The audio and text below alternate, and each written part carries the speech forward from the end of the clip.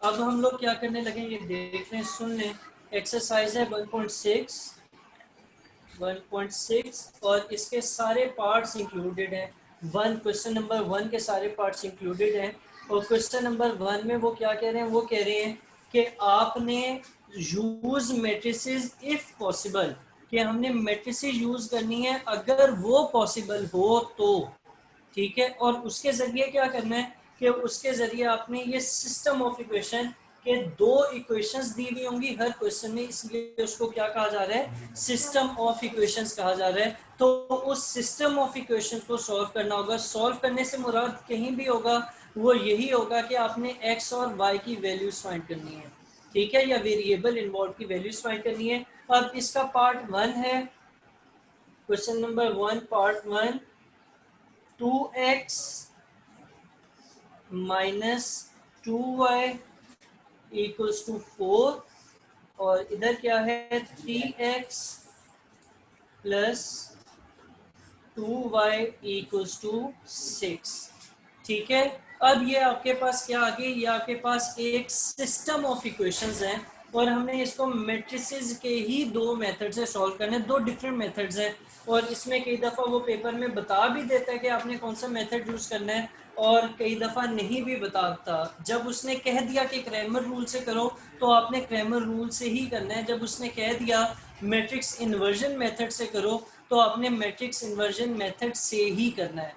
ठीक है, ये नहीं होगा कि वो क्रैमर रूल से कहें और आप दूसरे मेथड से करें, या वो इन्वर्जन मेथड से कहें और आप क्रैमर रूल से करें। तो क्वेश्चन को जब भी आंसर करना है किसी भी क्लास में किसी भी सब्जेक्ट के, तो बड़ा गौर से क्वेश्चन पढ़ना है।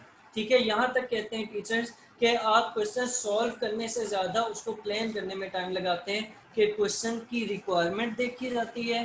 ठीक है, फिर प्लान किया जाता है कि मैंने पहले क्वेश्चन कौन सा करना है, कौन सा चॉइस करना है। कई दफ़ा होता है बच्चों की पेपर की तैयारी अच्छी होती है, उन्हें सब क्वेश्चंस आते होते हैं, अक्सर होता है ऐसा आमतौर पे।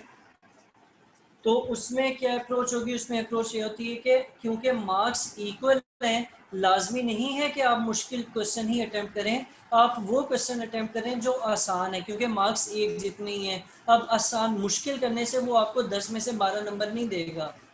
ठीक है, आसान करने से 10 में से 10 मिल सकते हैं अगर आपकी प्रेजेंटेशन अच्छी और कोई गलती नहीं है तो। सही है, कुछ बच्चों को लगता है, बल्कि एक दफ़ा मैंने पूछा भी था यहाँ पर तो यही जवाब मिला था कि सर हम मुश्किल वाले करेंगे, या वो करेंगे कि जो कम बच्चों को आते हैं और हमें आते हैं। ठीक है, तो ये एक अच्छी अप्रोच नहीं होती। अब आ जाते हैं इस क्वेश्चन के ऊपर। हमने इसे करना है मैट्रिसेस के दो मेथड से। पहला मेथड, मैट्रिसेस के जो दो मेथड्स होते हैं उनमें एक मेथड का नाम होता है मैट्रिक्स इन्वर्जन मेथड। ठीक है, और दूसरे मेथड का नाम होता है क्रैमर रूल। ठीक है, ये आपकी बुक में क्वेश्चन में ही लिखा हुआ है। पहला मेथड कौन सा, मैट्रिक्स इन्वर्जन मेथड, और दूसरा मेथड है Cramer rule. Matrix inversion method में हम इन्वर्स लेते हैं, सही है। और अब क्योंकि मैट्रिसेस से करना है तो पहला काम तो ये करेंगे कि इस सिस्टम ऑफ इक्वेशन को मैट्रिसेस की फॉर्म में कन्वर्ट करेंगे, और उसके लिए मुझे लेड पेंसिल चाहिए होगी, आप ही दे दें, फिर नोट करते हुए दे देता हूँ। अच्छा, अब उसके लिए आप क्या करेंगे, इधर से ना आपकी तीन मैट्रिसेस बनती हैं। एक मैट्रिक्स बनती है ए, और जब सिस्टम दो इक्वेशंस का है तो वो हमेशा बनेगी 2/2 ऑर्डर की। ठीक है, फिर एक मैट्रिक्स बनती है एक्स, उसके अंदर हम क्या लिखते हैं, उसके अंदर हम वेरिएबल्स लिखते हैं एक्स और वाई। ठीक है, और तीसरी इक्वेशन बनती है, इक्वेशन कह रहा हूँ, मैट्रिक्स बनती है बी, और उसको क्या बनाना है वो भी मैं अभी आपको बताता हूँ। ठीक है, पहली वाली जो ए ऑर्डर की है इसमें आप पहली रो में ये एक्स के कोफिशिएंट्स लिखते हैं।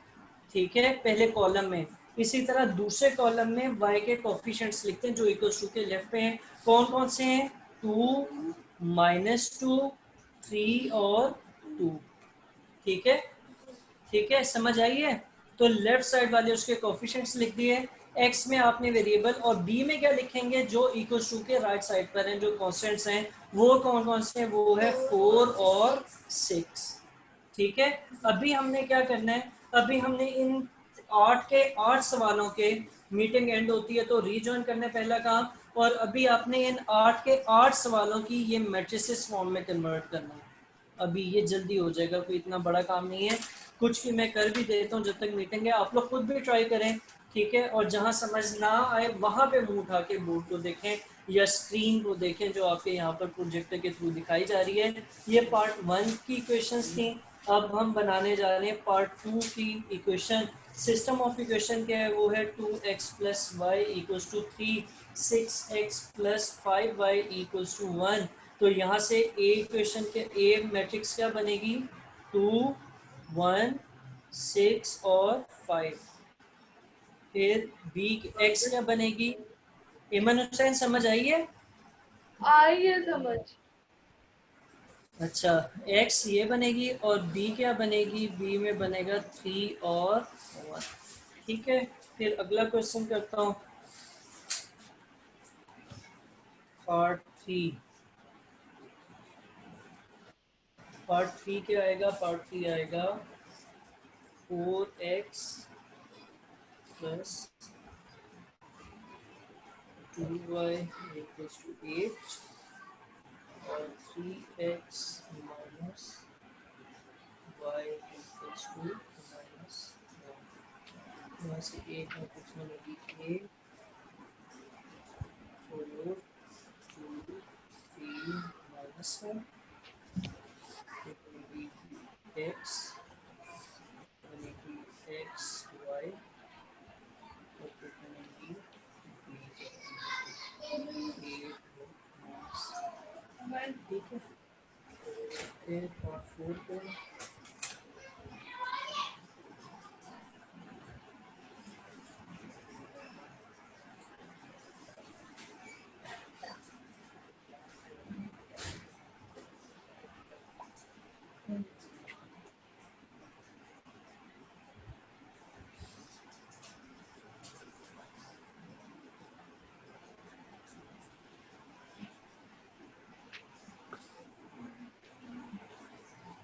अपना अपना करें प्लीज।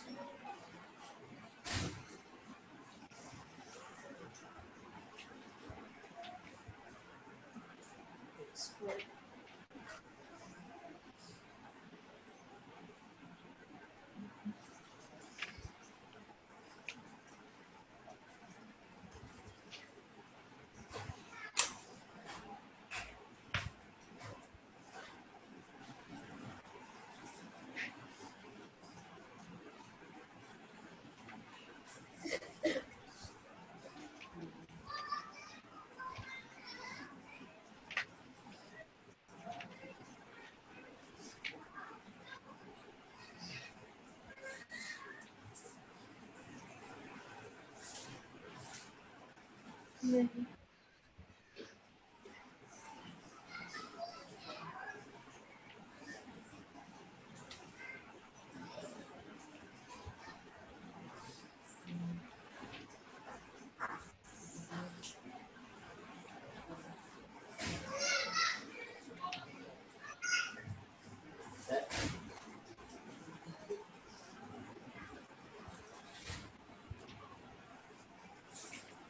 जी, मैंने डिटर्मिनेंट की बात नहीं की अभी, मैंने डिटर्मिनेंट का नाम ही नहीं लिया आज, तो अब पहली दफा लिया शायद। साजिद डिटर्मिनेंट कहाँ से आ गया,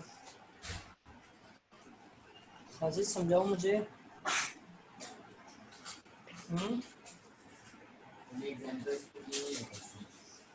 मुझे सब कुछ एग्जाम्पल में हो तो इतने लाखों रुपए दे के लोग टीचर्स क्यों हायर करेंगे।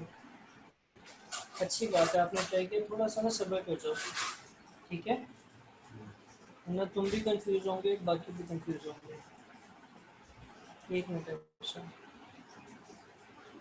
एक मिनट बैठ जाओ।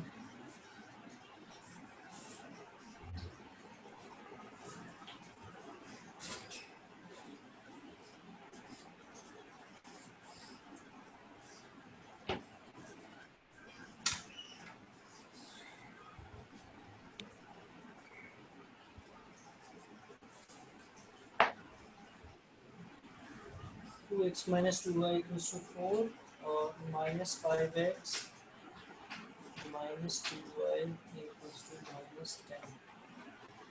ये क्या आएगा, ये आएगा 2 माइनस 2 माइनस 5 माइनस 2, फिर आएगा x x और y, फिर आएगा b 4 और माइनस। फाइनल क्वेश्चन करें।